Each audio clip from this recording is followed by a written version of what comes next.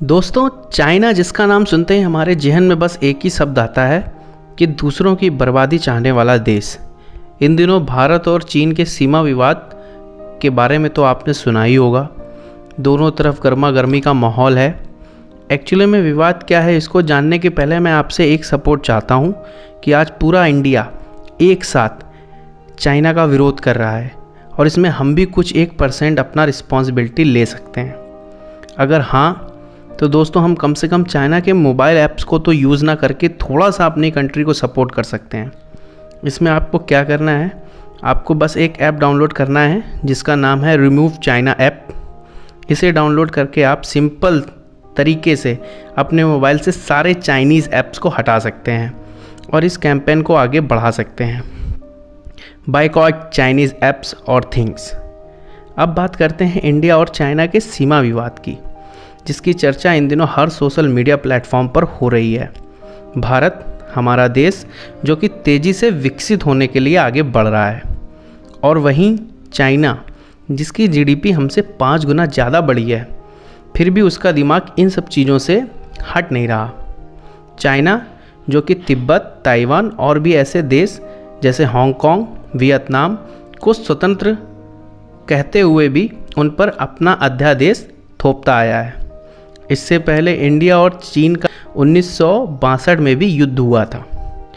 उस युद्ध के बाद में चाइना ने भारत का कुछ हिस्सा अपने कब्जे में ले लिया था, जिसे हम अब अक्साई चीन कहते हैं। लेकिन इस बार बात कुछ और ही है।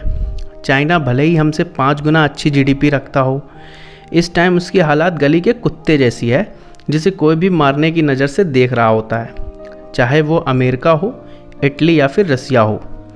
कोरोना वायरस की वजह से उसकी साख वर्ल्ड लेवल पर एकदम गिर चुकी है।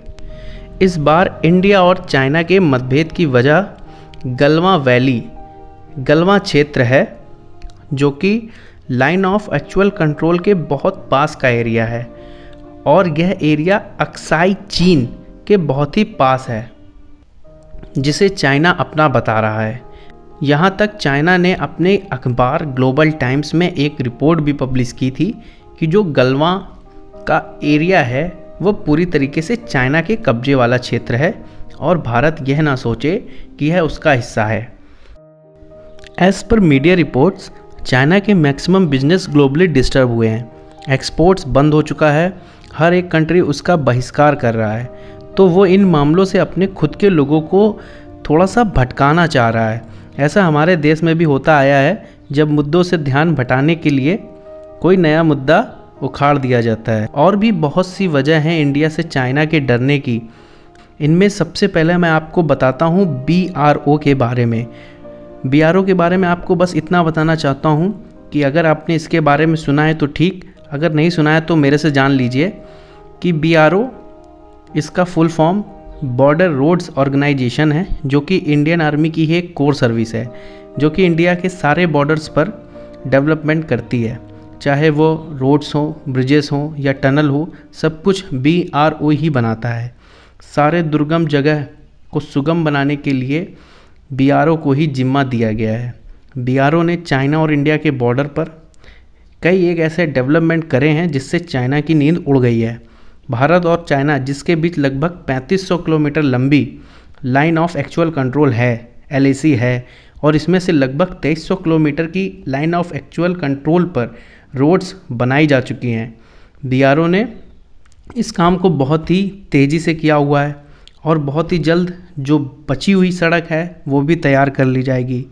और यह सारी रोड्स ऑल वेदर रोड्स हैं, जो किसी भी परिस्थिति के हिसाब से सबसे बेस्ट हैं।